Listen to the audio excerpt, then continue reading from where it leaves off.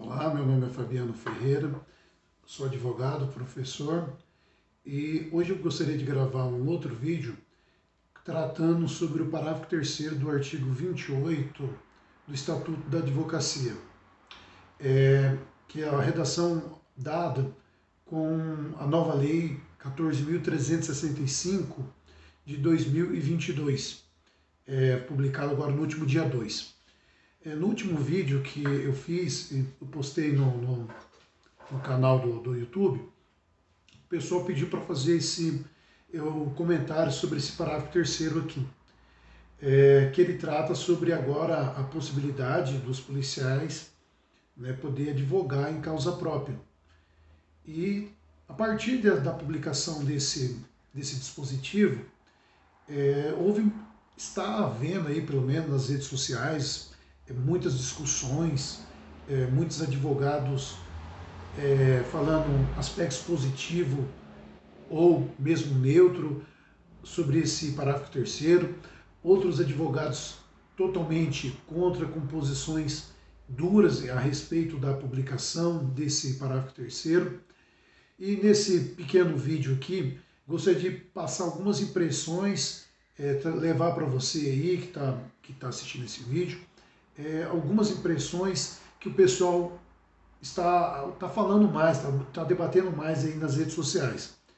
Os advogados estão comentando mais nos grupos aí que eu faço parte, na internet também, várias pessoas de renome nacional, muita gente questionando. Aqui, basicamente, eu vou colocar 4 pontos que estavam sendo discutidos. Aqui eu não vou entrar no mérito nesse primeiro momento se isso aqui é certo, se não é, mas eu vou trazer para vocês as primeiras impressões que as pessoas estão tendo, os advogados.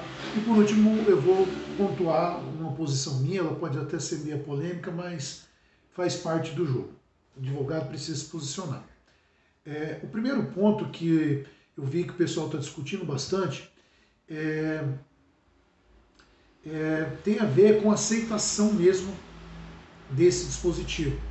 O pessoal está comentando que inclusive, isso não poderia ter passado, né? Questionando por que a OAB não questionou esse dispositivo. Mas a gente sabe que o processo legislativo ele é muito complexo e que às vezes você tentar barrar um inciso ou um parágrafo como esse pode, às vezes, atrapalhar a conquista de outros benefícios mais prioritários. Então eu penso que talvez seja um desse ponto, ou também, às vezes, a OAB não entenda nada de legal nesse dispositivo. E assim, então esse é o primeiro ponto da questão que tem muita gente que é totalmente contra essa questão da possibilidade dos policiais, sejam militares ou outras carreiras policiais, advogar em causa própria. E, inclusive, muitas dessas pessoas, eles falam, que é um outro ponto aqui, sobre a inconstitucionalidade dessa lei, alegando que essa lei, né, ela pode vir a ser questionada a constitucionalidade dessa norma, do parágrafo 3º do artigo 28, porque entende que não há uma compatibilidade entre essa norma e a hierarquia, por exemplo, que existe dentro do pessoal, dos servidores militares, né? Seja a polícia militar, seja os militares do Exército, Marinha e Aeronáutica.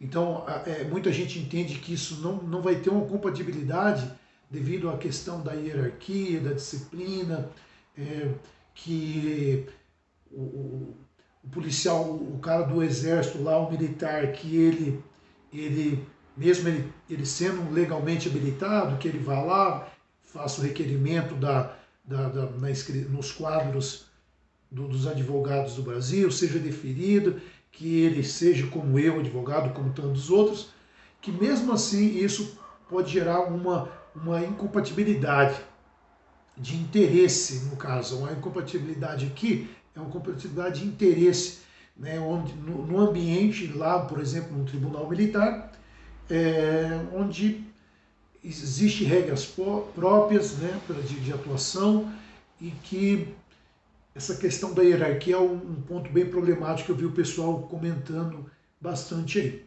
Então esse seria aí um primeiro ponto, essa discussão. Uma outra discussão que eu vi também é sobre, que é mais polêmica ainda, que tem a ver com a relação dos policiais com o judiciário, no sentido de que muita gente entende que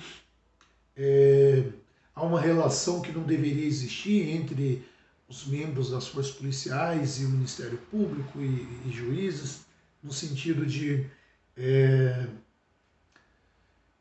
num sentido uma questão complicada aqui, porque muita gente acha que há uma proteção do judiciário em relação aos militares. Eu não vejo bem assim, mas enfim, são questões que estão sendo levantadas aí. Um ponto que eu acho muito interessante e de discutir, e que eu ainda tenho minha dúvida, traçando esse paralelo com a inconstitucionalidade ou não dessa lei que alguém possa vir a aventar. Pelo seguinte, porque lá no artigo, vou até abrir aqui para poder ler, o artigo 27, 28 do Estatuto da OAB, ele prevê aqui das incompatibilidades e impedimentos. Lembrando que o artigo 27 ele é claro, ele tem a seguinte redação: a incompatibilidade determina a proibição total e o impedimento a proibição parcial do exercício da advocacia. E antes dessa redação, aqui no artigo 28,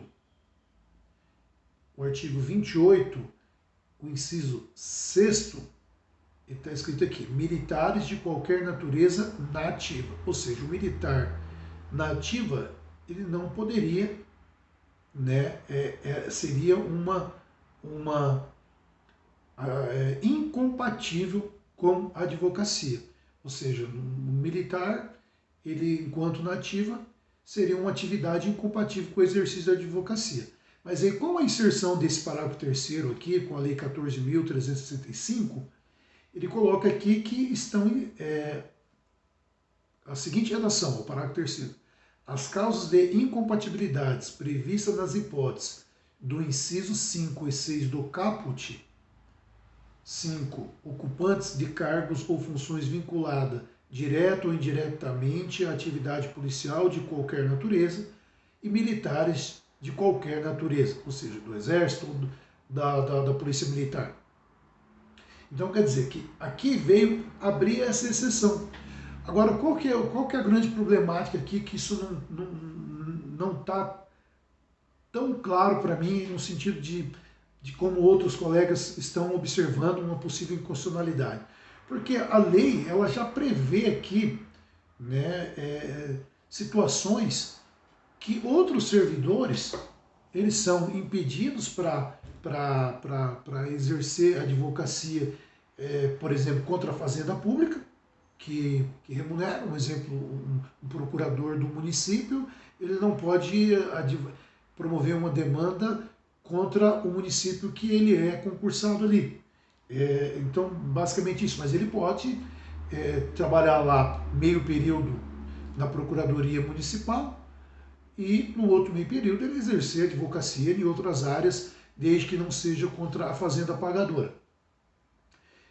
Mas existe aqui, inclusive no artigo 30, parágrafo único, que o docente, ele pode, né, um professor, uma pessoa que formado em Direito, ele prestou um concurso numa universidade pública, ele é advogado, ele pode, inclusive, de acordo aqui com o artigo 30, parágrafo único do Estatuto da OAB, ele tem a seguinte redação: não se incluem, nas hipóteses do inciso 1, os docentes dos cursos jurídicos. Quer dizer, o docente, o professor de Direito de uma universidade pública, ele pode, inclusive, advogar contra a fazenda pagadora. Quer dizer, seja lá um professor do Estado, ele pode advogar contra a fazenda estadual e um professor federal contra a União. Ele pode, inclusive. Então, assim, eu entendo que há uma preocupação aí por parte de muitos colegas, mas eu, eu ainda não consegui pegar o cerne da dificuldade de entendimento por parte dos colegas para eu ter um entendimento se eu não vejo, na verdade, a princípio eu não consigo ver essa inconstitucionalidade. Posso mudar de opinião. Agora, sim, um último ponto, que aí é uma opinião minha, enquanto professor e advogado, eu penso que isso é uma questão polêmica. Mas eu penso que o exercício da advocacia, ele deveria ser incompatível com qualquer serviço, qualquer função pública. Ou seja, se você é advogado, ou se você foi lá, estudou para ser delegado de polícia, tudo bem, é uma função nobre, todo mundo tem uma vocação. Agora, permitir que a pessoa ela esteja lá e ela ainda ela ainda tenha a possibilidade, mesmo que por meio de uma inscrição especial, faça advocacia, exerça advocacia, eu penso que é incompatível. Ou mesmo um procurador, me desculpe aí meus amigos procuradores da Fazenda Municipal, muitas vezes, que ainda há a possibilidade, né, de trabalhar meio período ele pode exercer e outras tantas funções. Eu penso que é incompatível totalmente. Eu acho que o exercício da advocacia ele requer uma dedicação exclusiva da pessoa para atender o interesse dele, do próprio advogado, do cliente, né, do próprio grupo da advocacia, né, da profissão em si, ou seja, já essa advocacia em si, ela traz uma carga de responsabilidade muito grande de nós profissionais e que eu penso que seria incompatível.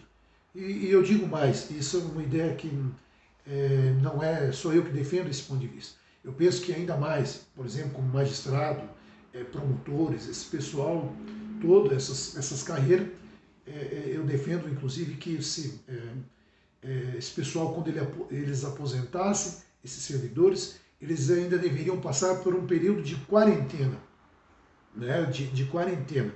Eles deveriam ainda, a lei prevê que eles teriam que ficar após a aposentadoria 5 anos ou mais até poder requerer suas inscrições no quadro da advocacia brasileira. Porque a gente vê, infelizmente, que ocorre aí para toda parte essa questão de muitos magistrados, muitos promotores, procuradores violam as prerrogativas dos advogados. Dá um exemplo clássico aí para ficar nenhum, essa questão lá do Rio de Janeiro, onde uma magistrada violou as prerrogativas, humilha o advogado, viola a legislação federal e daqui a pouco se aposenta e no outro dia vai lá, requer a inscrição, simplesmente pega a carteira e vai advogar como se não tivesse acontecido nada. Ou seja, é por esses outros motivos que eu penso que o exercício da advocacia deveria ser incompatível com qualquer outra atividade, com exceção devido a questões socioeconômicas do advogado ele poder exercer o magistério, né? Eu acho que isso é uma função nobre, né, tendo em vista várias peculiaridades. Então acho que seria a única coisa que não seria incompatível seria a advocacia com o magistério, ou seja, a pessoa ser advogado e poder como é que fala? Ser professor numa universidade pública. E aqui eu não digo isso porque eu sou professor, porque eu não quero e nunca vou querer, tenho isso já sedimentado na minha cabeça, nunca vou querer nenhum cargo público. Então eu estou feliz com a advocacia e não tenho nenhum interesse nesse sentido. Então não é por esse motivo que eu estou dizendo que o advogado ele poderia, né, em tese lá, dentro nessa sequência de raciocínio que eu fiz, ele poder, no caso, exercer o magistério. Mas é por uma questão social mesmo, eu acredito que seria possível. Então, assim, esses foram alguns pontos que observei nesses poucos dias aí, sobre essa questão do parágrafo 3º. Vamos ver como que esse tema vai amadurecer e mais para frente, se tiver alguma novidade, a gente volta a gravar outros vídeos. Se você gostou, se inscreva aí no canal, se você estiver vendo esse vídeo aqui no YouTube, curta aí o vídeo, compartilhe com um amigo, faça um comentário aí, dê sugestão de tema, de assunto para a gente abordar aqui nos próximos vídeos. Eu agradeço o pessoal que comentou, que assistiu o último vídeo e obrigado. Até uma próxima, pessoal. Um abraço.